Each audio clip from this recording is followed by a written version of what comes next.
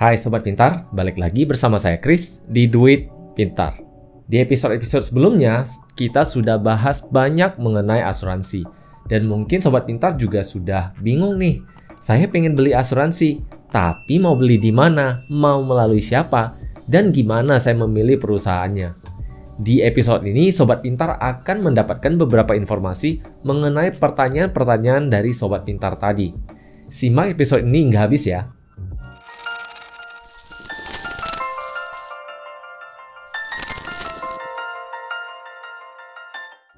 Sebelum kita mulai, BPJS dulu dong, bayar pakai jempol saja.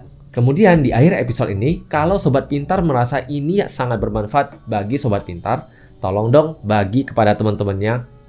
Lalu Sobat Pintar kalau misalnya ada pertanyaan, langsung masukkan di kolom komentar. Karena nanti saya akan coba bantu menjawab semua pertanyaan-pertanyaan Sobat Pintar. Berbicara soal membeli asuransi, Sobat Pintar juga sudah pasti tahu Sobat Pintar bisa membelinya langsung dari perusahaan asuransi atau melalui pihak ketiga.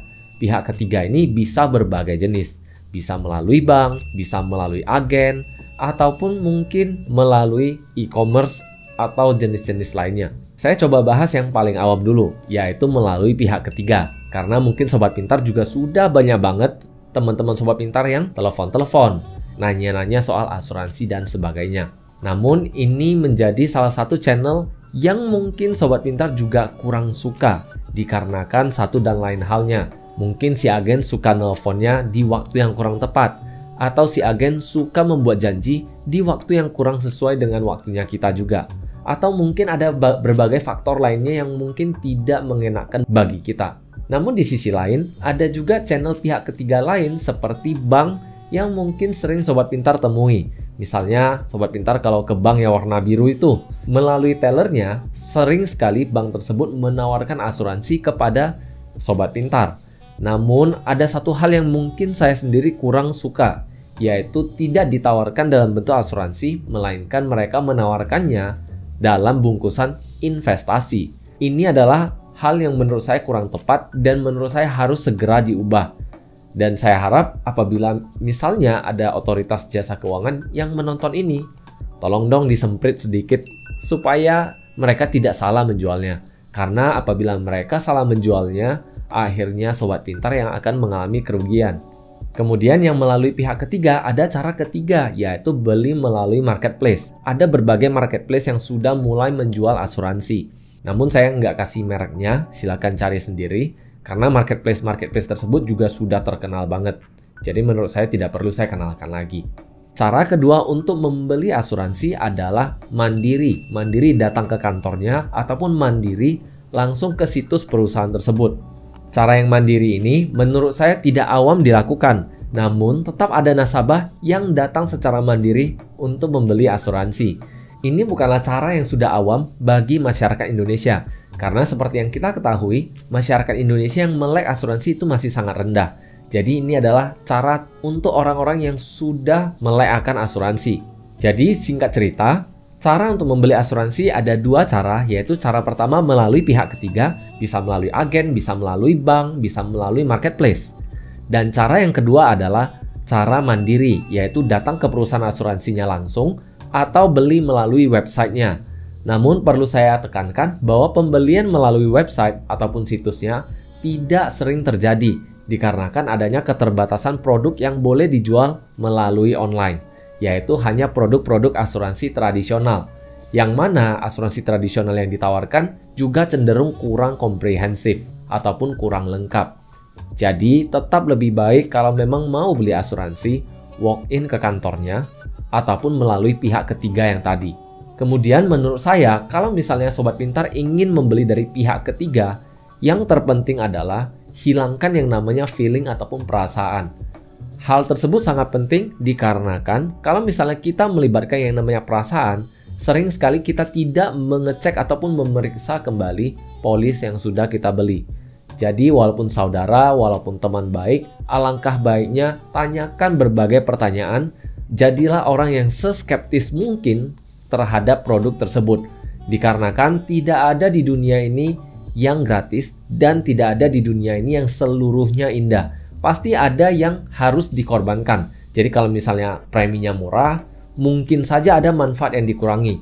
Kalau misalnya perlindungannya lengkap, pasti juga ada yang dikorbankan. Mungkin preminya jadi mahal, kalaupun misalnya preminya murah, pasti ada manfaat yang dikurang-kurangi. Jadi sobat pintar, alangkah lebih baiknya tanya sebanyak-banyaknya, kalau bisa minta sebanyak mungkin dokumen fakta yang ada. Misalnya kalau ada copy police, atau misalnya ada ketentuan khusus dan ketentuan umum, ataupun misalnya ada proposal-proposalnya, minta selengkap mungkin, baca sedetail mungkin, tanyakan kalau misalnya ada pertanyaan. Jangan karena saudara, jangan karena teman, akhirnya nanti sudah beli ternyata nggak cocok. Padahal perusahaan asuransi memberikan kita waktu yang namanya free look period yang sudah saya sebutkan di episode sebelumnya. Jadi sobat pintar, alangkah baiknya setelah menerima polis, baca dulu kembali, apabila sudah sesuai baru disimpan.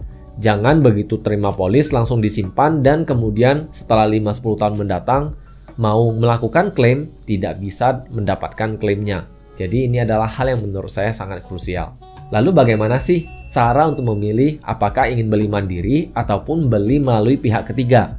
Tips yang pertama adalah apabila kita ingin membeli mandiri, pastikan kita adalah orang yang ingin tahu dan kita adalah orang yang ingin melibatkan diri ketika kita melakukan prosedur apapun yang berhubungan dengan polis kita. Misalnya kalau kita ganti alamat, misalnya kalau kita ganti kartu kredit, ganti rekening.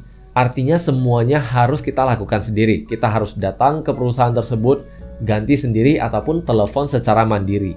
Ataupun kalau misalnya kita tipe yang nggak mau tahu, kita ingin terima beres, ingin ada yang bantu urus, biasanya lebih enak via pihak ketiga. Pihak ketiga yang bisa memberikan pelayanan selengkap itu biasanya adalah melalui agen. Kalau misalnya melalui bank ataupun marketplace, biasanya mirip sekali dengan pembelian secara mandiri. Perlu saya akui, memang pembelian melalui bank ataupun melalui marketplace terkadang harganya cenderung lebih miring. Dikarenakan mereka tidak memiliki kewajiban untuk pengurusan polis kita. Jadi pada dasarnya kita pilih sesuai dengan apa yang kita ingin lakukan. Kalau misalnya kita adalah orang yang ingin terlibat, maka kita boleh memilih untuk membeli secara mandiri melalui bank ataupun melalui marketplace. Tapi kalau misalnya kita adalah orang yang tidak ingin tahu, dalam artian kita ingin terima beres, maka melewati agen biasanya merupakan solusi yang tepat. Kemudian banyak yang bertanya, mau pilih perusahaan yang mana nih? Perusahaan di Indonesia kan ada banyak. Kemudian mau pilih produk yang seperti apa? Produknya kan juga banyak. Saya mulai dari yang produk dulu. Kalau untuk produk, tergantung dari kebutuhan kita. Sesuaikan produk yang ditawarkan dengan yang kita butuhkan. Kalau misalnya yang ditawarkan kita tidak butuh, untuk apa beli dari perusahaan tersebut ataupun beli dari agen tersebut? Belilah apa yang kita butuh. Setelah kita tahu kebutuhan kita, pertanyaan yang berikutnya adalah, mau lewat perusahaan yang mana? Mau lewat perusahaan yang mana? Menurut saya semua perusahaan plus minus semuanya sama. Yang paling penting adalah kita cek kesehatan perusahaannya. Jadi untuk mengecek perusahaannya, sobat pintar tinggal googling, cari soal RBC dari perusahaan itu ataupun risk based capital. Jadi risk based capital ini bahasa sederhananya adalah banyaknya uang yang dimiliki untuk menalangi risiko. Semakin banyak maka semakin baik. Menurut aturan pemerintah, RBC yang baik adalah sekitar di atas 120%.